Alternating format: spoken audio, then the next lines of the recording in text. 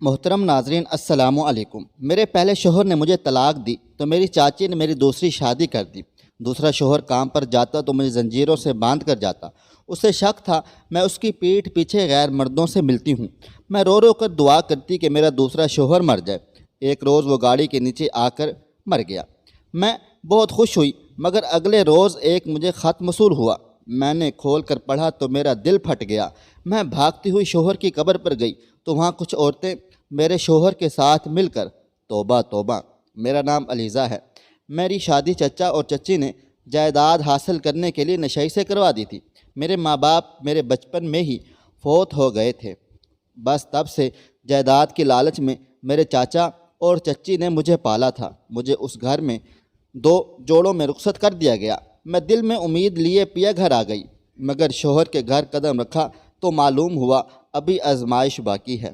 شادی کا 1 ہفتہ کچھ پرسکون گزرا تھا۔ میرے شوہر کی ایک بہن تھی، مگر طلاق یافتہ ہونے کی وجہ سے وہ ہمارے ساتھ ہی رہتی تھی۔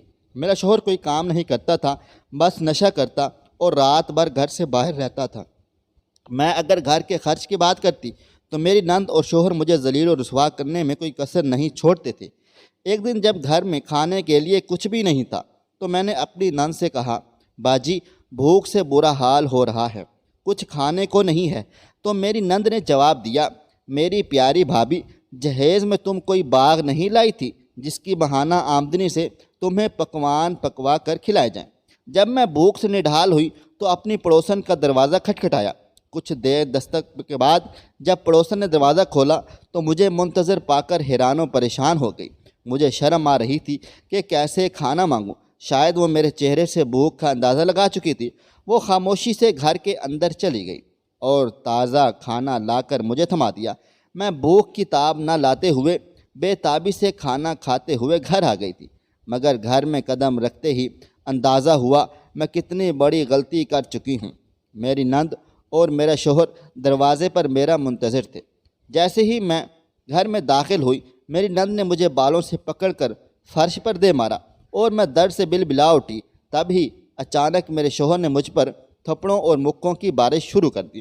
میں ان واروں کی شدت برداشت نہ کرتے ہوئے بے ہوش ہو گئی تھی۔ مجھے کوئی ہوش نہ رہا تھا۔ ہوش آنے پر مجھے معلوم ہوا کہ بس کھانا مانگنے پر یہ سزا مجھے ملی تھی۔ مجھے اب اس کی عادت ہو گئی تھی۔ میں اپنا نصیب سمجھ کر یہ سب کچھ قبول کر چکی تھی۔ وقت کا کام ہے گزرنا، اور وہ اپنی رفتار سے گزر رہا تھا، مگر میرے مقدر کی سوئی وہیں اٹکی ہوئی تھی، وہیں مار دھاڑ اور وہی تانے۔ مگر اس گزرتے وقت نے مجھے صبر کی ضد سے ملا دیا تھا۔ مجھے اپنے شوہر اور نند کے کہنے سے کوئی فرق نہیں پڑتا تھا۔ ایک دن میں چھت پر کپڑے سکھا رہی تھی تو ہمارا ہمسایہ چھت پر کھڑا تھا۔ مجھے اس بات کا دھیان نہیں رہا، مگر میری نند نہ جانے کیسے چھت پر آ گئی اور زور زور سے چیختے چلاتے ہوئے میرے شوہر کو بھی چھت پر بلا لیا۔ تب اچانک میرے شوہر کے زناٹے دار تھپڑ نے میرے ہوش اڑا دیے تھے۔ میری نند بولی، ارے بھائی، اس گند کو مارتا کیوں ہے؟ یہ مار کے قابل سے قابو نہیں آئے گی۔ یہ پہلے ہی دن سے بد کردار تھی۔ اس نے ہمارے ہمسائے اسلم سے چکر چلا رکھا ہے، تبھی تو وہ لوگ اس کا احساس کرتے ہیں۔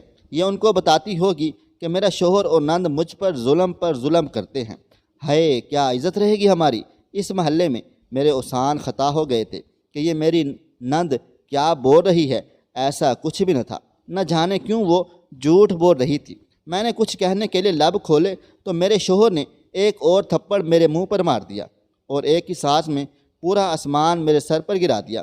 3 بار طلاق دے کر مجھے تپتی دوپہر میں گھر سے باہر نکال دیا گیا تھا۔ میں روتی ہوئی سڑک کے کنارے بیٹھ گئی تھی۔ کچھ دیر وہیں بیٹھی رہی۔ جب مجھے احساس ہوا کہ سامنے موجود لوگ مجھے عجیب و غریب نظروں سے دیکھ رہے ہیں، میں فوراً وہاں سے اٹھ کھڑی ہوئی اور تیز قدم بڑھاتے ہوئے شام تک چچا کے گھر جا پہنچی تھی۔ یہاں ایک اور محاذ میرے لیے منتظر تھا۔ چاچی نے جو منہ میں آیا وہ کہتی چلی گئیں۔ میں کوئی جرم نہ کرنے کے بعد بھی چوروں کی طرح سر جھکائے سب کچھ سن رہی تھی۔ 2 دن تک چاچی نے مجھے کھانے کے لیے کچھ نہیں دیا۔ کہنے کو یہ گھر میرے ابو جان کا تھا، مگر چاچی نے اس گھر کے تمام راستے میرے لیے بند کر دیے تھے۔ وہ مجھ سے نفرت کرتی تھیں، اس لیے انہوں نے سب کچھ پتہ ہونے کے باوجود بھی اس وقت میری شادی اس نشائش سے کروا دی۔ میری عدت مکمل ہوئی تو چاچی کو پھر سے مجھے اس گھر سے نکالنے کا جن چڑھ گیا تھا۔ میرے لاکھ منع کرنے کے بعد بھی چاچی نے میری شادی حمزہ سے کروا دی تھی۔ رخصتی کے وقت چاچی جان نے مجھ سے گلے ملتے ہوئے کہا، اگر اب تم منہ کالا کر کے ہمارے گھر آئی تو یاد رکھنا میں تمہارے ٹکڑے ٹکڑے کر دوں گی۔ میں خاموشی سے خون کے آنسو پیتے ہوئے حمزہ کے گھر آ گئی تھی، مگر امتحان ابھی باقی تھے۔ حمزہ نشے نہیں تھا، وہ دل لگا کر کمائی کرتا تھا۔ اس کی شادی نہیں ہو رہی تھی اور میرا رشتہ اسے آسانی سے مل گیا تھا، اور وہ مجھ سے 15 سال بڑا تھا، مگر وہ میرے کردار اور پہلی طلاق کے بارے میں سب کچھ جانتا تھا، اس لیے مجھے کسی سے بھی بات کرنے کی اجازت نہیں دیتا تھا۔ مجھے چھت پر جانے کی بھی اجازت نہیں تھی، مگر میں کچھ مطمئن تھی کہ یہاں زندگی کچھ سکون سے گزر جائے گی۔ وقت گزرنے کے ساتھ ساتھ مجھے اندازہ ہوا حمزہ تو میری سوچ سے بھی زیادہ چلاک ہے۔ وہ مجھے گھر کی چار دیواری میں بھی سکون سے نہیں رہنے دیتا تھا۔ وہ گھر کو تالا لگا کر جاتا تھا۔ اکثر کام سے واپسی پر وہ پہلے گھر کے باہر آ کر کھڑا ہو جاتا، پھر دروازے میں سے اندر جھانکتا رہتا اور پھر بڑے آرام سے گھر کا تالا کھول کر گھر میں داخل ہوتا اور مجھے باورچی خانے یا صحن میں بیٹھا دیکھ کر بولتا، تمہیں میرے آنے کا علم کیسے ہو گیا تھا؟ میں خاموشی سے اس کی باتیں سنتی رہتی، کہتی بھی تو کیا کہتی۔ حمزہ بھی مجھے طلاق دے کر گھر سے نکال دیتا اور چاچی کے کہے گئے الفاظ میرے دل و دماغ پر گردش کر رہے تھے، گھوم رہے تھے۔ میں کوئی بھی قدم نہیں اٹھا سکتی تھی، اس لیے چپ رہتی تھی، خاموش رہتی تھی۔ دن بدن حمزہ کا رویہ میرے ساتھ بد سے بدترین ہوتا چلا گیا۔ ایک دن تو کام سے واپسی پر جب حمزہ گھر آئے تو میں نہا رہی تھی۔ مجھے گھر میں نہ پا کر حمزہ پاگل ہوئے جا رہے تھے۔ تب اچانک میں غسل خانے سے نکلی تو حمزہ نے میری گردن پکڑ لی۔ میری آنکھوں میں آنسو آ گئے، مگر حمزہ کو ترس نہ آیا تھا۔ بالآخر میں بے ہوش ہو گئی، تب جا کر حمزہ نے میری گردن چھوڑ دی تھی۔ میں ایک طرف گر گئی تھی، کھانس کھانس کر میرا گلا خراب ہو گیا تھا۔ میں شدت سے روتی تھی۔ حمزہ نے مجھ پر الزام لگا دیا کہ میں نے کسی غیر مرد کو بلایا ہوگا اور وہ مجھے گالیاں دیتا ہوا گھر سے نکل گیا تھا۔ پیچھے میں اپنی قسمت پر ماتم کرنے لگی۔ رات گئے حمزہ گھر آئے اور مجھے کہنے لگے، تم ایک بد کردار عورت ہو، اس لیے تمہارے پہلے شوہر نے تمہیں چھوڑ دیا تھا، مگر تم نے اگر دوبارہ ایسی حرکت کی تو یاد رکھنا میں تمہیں جان سے مار ڈالوں گا۔ حمزہ کا لہجہ اس بات کا ثبوت تھا کہ جو حمزہ کہہ رہا ہے وہ کر گزرے گا۔ میری روح کام گئی تھی کہ اب میں پھر اپنے نہ کردہ گناہوں کی سزا بھگتوں گی۔ نہیں، اس بار میں اپنا گھر برباد نہیں ہونے دوں گی۔ اسی شک کی وجہ سے حمزہ ایک دن مجھے کمرے میں زنجیر سے باندھ کر بھی گئے تھے۔ اس دن میری بس ہو گئی تھی، میں بہت روئی تھی اور میرے دل سے حمزہ کے لیے بد دعا نکل گئی کہ وہ ایکسیڈنٹ میں مارا جائے، مگر جب وہ میرے پاس ہے تو میری بری حالت دیکھ کر مجھ سے معافی مانگنے لگے۔ مجھے لگا اب سب کچھ ٹھیک ٹھاک ہو گیا ہے، اب وہ میرے ساتھ اچھا سلوک کریں گے، مگر یہ سب میرا ہی وہم تھا، خیال تھا۔ رات کو چائے پیتے ہوئے حمزہ کا موڈ بہت اچھا تھا، اس لیے میں نے انہیں کہا کہ مجھے آپ سے بات کرنی ہے۔ حمزہ نے ایک نظر میری جانب دیکھا اور بولا، سن رہا ہوں۔ پھر میں نے کہنا شروع کر دیا کہ دیکھیں، میں بد کردار نہیں ہوں، آپ کو میرے بارے میں جو بھی بتایا گیا ہے وہ سب جھوٹ ہے۔ میں ابھی کچھ اور کہتی، حمزہ کی گرجدار آواز نے میری جان نکال دی۔ میں کسی سہمی ہوئی ہرن کی طرح حمزہ کو دیکھ رہی تھی، جو کہ مجھے اپنی سرخ آنکھوں سے گھور رہے تھے۔ حمزہ نے کہا، مجھے تو کوئی دلچسپی نہیں ہے تمہارے کسی بھی سچ میں، مگر میں تمہیں بتا چکا ہوں کہ میں بے وفائی برداشت نہیں کروں گا۔ مجھے اپنے پہلے شوہر جیسا مت سمجھنا، میں تمہیں اگلا سانس بھی نہیں لینے دوں گا۔ اب اٹھو یہاں سے، مجھے سونا ہے۔ میں جلدی سے اٹھ کر کمرے سے باہر آ گئی تھی۔ یہ تھا میرا شوہر، میرا ہمسفر، جس کی نظر میں اس کی بیوی ایک غلام تھی۔ میں اپنے منہ پر ہاتھ رکھ کر سسکیاں دبا رہی تھی کہ جب اچانک مجھے ایسا لگا جیسے کوئی سایہ میرے پاس موجود ہے، مگر میرے اور حمزہ کے علاوہ اس گھر میں کوئی بھی موجود نہ تھا۔ یہ بات سوچ کر میرا دل مٹھی میں آ گیا۔ میں نے ڈرتے ہوئے اپنے پیچھے پلٹ کر دیکھا تو وہاں کسی کو نہ پا کر میرا رکا ہوا سانس بحال ہو گیا تھا، یعنی یہ میرا وہم تھا۔ اس بعد میں سونے کے لیے لیٹ گئی۔ اپنی زندگی کو سوچتے ہوئے مجھے احساس ہوا، کون ایسی زندگی جینا چاہے گا۔ اگلی صبح کام سے فارغ ہو کر میں صحن میں بیٹھی تھی، تب حمزہ گھر میں داخل ہوئے۔ ان کے ہاتھ میں ایک شاپر تھا۔ وہ شاپر مجھے دیتے ہوئے بولے، یہ تمہارے لیے لایا ہوں۔ مجھے تو اپنے کانوں پر یقین نہیں آ رہا تھا۔ میں نے خوش ہوتے ہوئے وہ شاپر حمزہ سے لیا اور اس میں موجود ایک سرخ رنگ کا سوٹ، ایک نیا جوتا اور سبز چوڑیاں دیکھ کر خوش ہو گئی تھی، مگر میری خوشی پل بھر کی تھی جب حمزہ نے کہا، یہ سب تم میری بغیر اجازت کے نہیں پہنو گی، جب میں کہوں گا تب ہی پہنو گی۔ اس کے بعد حمزہ خاموشی سے کمرے کے اندر چلے گئے تھے، میں بھی ان کے پیچھے چلی گئی۔ کھانا کھاتے ہوئے مجھے اداس دیکھ کر حمزہ نے کہا، تم نے کیوں منہ سجا لیا ہے؟ کہا ہے نا اس سوٹ کو پہننے کا تصور اپنے ذہن سے نکال دو، صحیح وقت آنے پر بتا دوں گا، تم پہن لینا، اور اگر تم نے میری اجازت کے بغیر کوئی ایسی ویسی حرکت کی۔ میں نے فوراً کہا، نہیں نہیں، آپ بے فکر رہیں، میں ایسا کچھ بھی نہیں ہوگا، ہونا بھی نہیں چاہیے۔ میں خاموش بیٹھی تھی، مگر میرا ذہن اس بات پر اٹک گیا، ایک سوٹ جس کے پہننے کے لیے صحیح وقت کا انتظار کرنا ہوگا۔ پہلی بار شوہر سے کوئی تحفہ ملا تھا اور اس کو بس الماری کی زینت بنا دیا گیا۔ میرے شوہر، چچا اور چچی نے تو مڑ کر میرا حال تک نہ پوچھا تھا۔ اب حمزہ ہی میرا اکلوتا سہارا ہے، مجھے ہر حال میں گزارا کرنا ہے، مگر میری بھی کچھ خواہشات تھیں، اس کو کسی کو فکر نہ تھی۔ یہی سوچتے سوچتے میری آنکھ لگ گئی تھی۔ صبح میری آنکھ کھٹ پٹ کی آوازوں سے کھلی، غور کرنے پر معلوم ہوا حمزہ الماری میں سے کچھ نکال رہے ہیں۔ میں نے جلدی سے اٹھتے ہوئے پوچھا، کیا ڈھونڈ رہے ہیں؟ میری بات کو نظر انداز کرتے ہوئے حمزہ بولے، میں کام سے جا رہا ہوں، رات کو دیر سے آؤں گا۔ یہ بات کہہ کر حمزہ چلے گئے تھے اور میں ان کی پشت کو دیکھتی رہ گئی تھی۔ گھر کے کام سے فراغت کے بعد میں لیٹ گئی اور نہ جانے کیسے بے خیالی میں میری آنکھ لگ گئی تھی۔ کوئی زور زور سے دروازے پر دستک دے رہا تھا۔ میں ہڑبڑا کر اٹھ بیٹھی۔ میں نے وقت دیکھا تو 4 بج رہے تھے۔ اس وقت حمزہ تو نہیں آ سکتے ہیں۔ میں ڈر گئی۔ اچانک ایک بار پھر سے زور زور سے دروازے پر دستک ہوئی تو میں نے جلدی سے اپنا چہرہ دوپٹے سے ڈھانپ لیا اور دروازے سے پوچھا، کون ہے؟ تب باہر سے آواز آئی، بھابھی میں عمر ہوں، حمزہ کا دوست، اس کا ایکسیڈنٹ ہو گیا ہے۔ میں نے جب حادثے کا سنا تو فوراً دروازہ کھولا۔ سامنے ایک خوش شکل مرد کھڑا تھا، مگر میں نے اس کو پہلے کبھی نہیں دیکھا تھا۔ حمزہ کا خیال آتے ہی میں نے بے تابی سے پوچھا، حمزہ کہاں ہے؟ میری بات سن کر اس آدمی نے سر جھکا لیا اور بولا، بھابھی حمزہ اس دنیا سے چلا گیا ہے، حادثے میں اس کی گاڑی کھائی میں گر گئی تھی۔ میں اپنی آنکھیں کھولی، خاموش کھڑی اس شخص کو دیکھ رہی تھی جس نے میری دنیا اجڑنے کی خبر سنائی تھی۔ میں نے ہمت کی اور سوچا کہ ہو سکتا ہے یہ حمزہ کی کوئی چال ہو۔ پھر میں نے کہا، آپ کو یہ سب کیسے پتہ؟ میری بات سن کر اس نے کہا، بھابھی میں اور حمزہ آج شہر سے باہر ایک کام سے جا رہے تھے۔ میرے پاس موٹر سائیکل تھی اور ہمارے پاس تھوڑا بہت سامان تھا، اس لیے میں نے سامان کے ساتھ حمزہ کو گاڑی میں بٹھا دیا تھا، مگر اس گاڑی کے ساتھ حادثہ پیش آ گیا اور کوئی بھی نہیں بچ سکا۔ اس وقت اچانک مجھے چکر آئے اور میں حالات سے بے خبر بے ہوش ہو گئی تھی۔ جب مجھے دوبارہ ہوش آیا تو محلے کی کچھ عورتیں میرے پاس موجود تھیں۔ ایک بزرگ عورت نے مجھے گلے سے لگا لیا تو مجھ سے رہا نہ گیا اور میں اپنا ضبط کھو بیٹھی تھی۔ میں اتنا روئی کہ نڈھال ہو گئی۔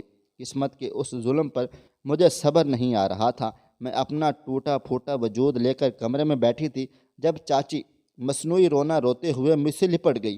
ہائے میری پھول سی بچی، اتنی سی عمر میں بیوہ ہو گئی، اس کی تو قسمت ہی خراب ہے، پہلے طلاق کا دھبا اور اب بیوہ ہو گئی۔ مجھے اس وقت اپنا ہوش نہیں تھا، چاچی کے رونے کا کیا جواب دیتی؟ میں خاموش تھی۔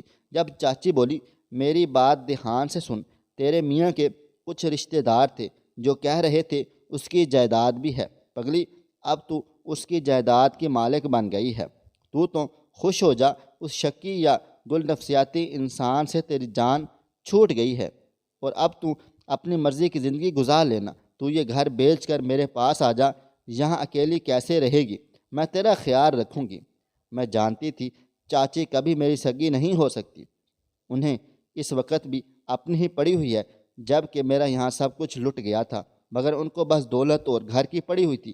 مگر اب مجھے خود کو مضبوط بنانا تھا۔ ان کی شروعات مجھے آج سے بلکہ ابھی سے کرنی تھی۔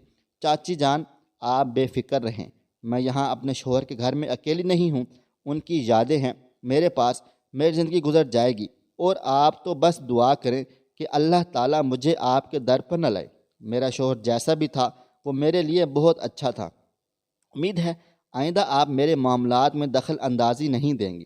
چاچی جان کو شاید مجھ سے اس بات کی توقع بالکل بھی نہ تھی، اس لیے وہ اپنا سا منہ لے کر یہاں سے چلی گئیں۔ مجھے بھی ان کی جھوٹی ہمدردی کی ضرورت نہیں تھی۔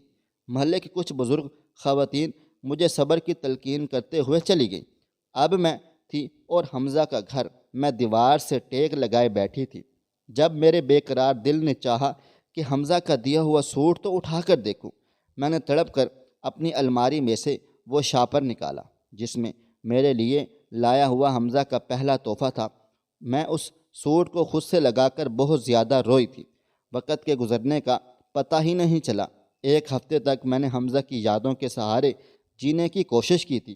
ایک دن میں صحن میں بیٹھی حمزہ کے لیے دعا کر رہی تھی کہ اچانک ایک بچی میرے پاس آئی اور بولی، یہ آپ کے لیے ہے۔ اس نے لفافہ میری جانب بڑھا دیا۔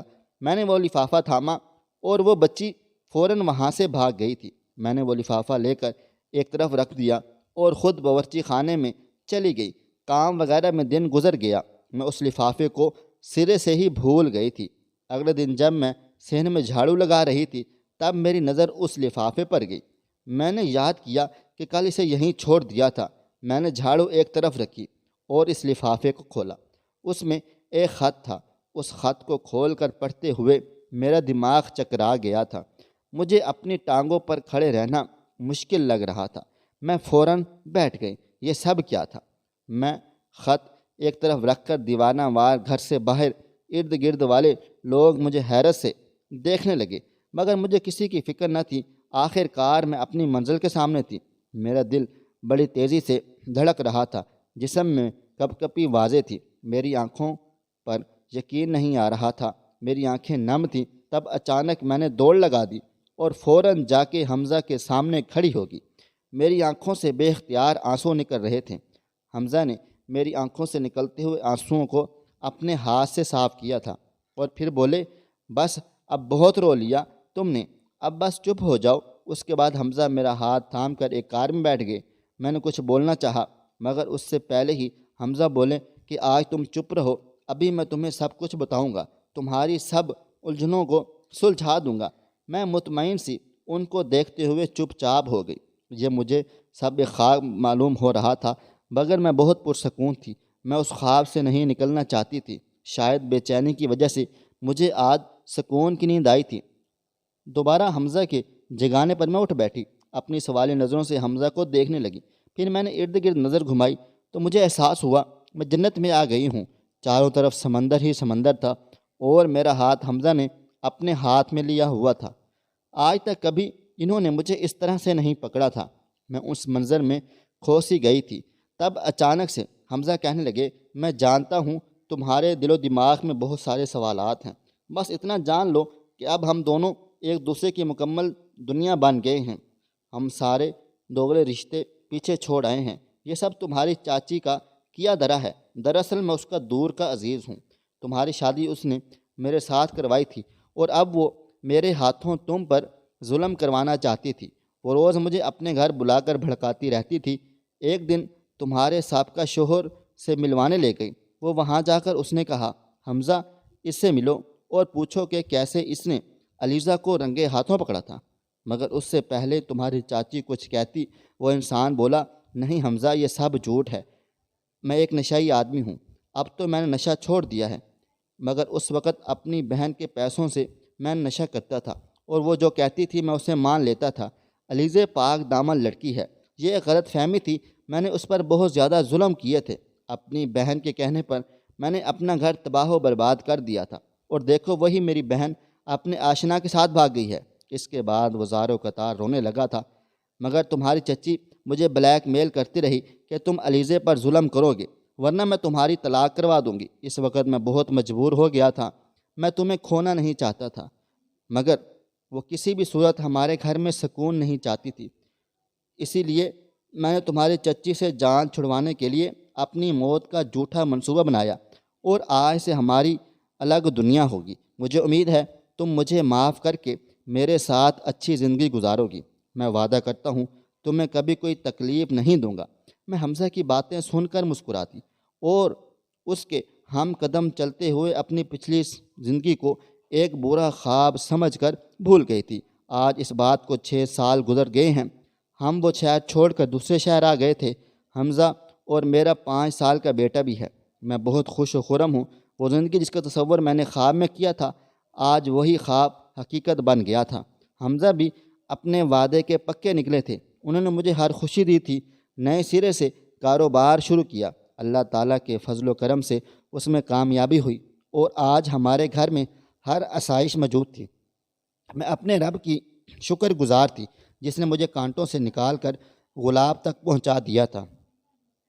دور کے رشتہ داروں نے مجھے پتہ چلا کہ میری چچی کو کینسر ہو گیا تھا اور وہ چند دن پہلے فوت ہو گئی ہیں۔ میں نے انہیں معاف کر دیا تھا اور اللہ تعالیٰ سے بھی دعا کرتی ہوں کہ وہ بھی انہیں اپنی رحمت سے نواز دے اور انہیں بخش دے۔ آمین ثم آمین یا رب العالمین۔ پیارے ناظرین، اگر ماں باپ زندہ ہوتے تو اس کی یہ پیاری سی علیزہ در بدر کی ٹھوکریں نہ کھاتی، جیسا کہ چاچا اور چاچی کے ہاتھوں سے وہ ذلیل و رسوا ہوئی تھی۔ میری اللہ رب العزت سے دعا ہے کہ وہ سب کے والدین کو صحت و تندرستی دے اور ان کا سایہ تا دیر قیامت ہمارے سروں پر قائم و دائم رکھے۔ آمین ثم آمین۔ اور جن دوست احباب کے والدین گزر گئے ہیں، اللہ تعالیٰ ان کو جنت میں اعلیٰ مقام عطا فرمائے۔ آمین ثم آمین۔ آپ لوگ بھی کمنٹ باکس میں آمین لکھ کر ہماری اس پیاری سی دعا میں شامل ہو جائیں۔ جزاک اللہ۔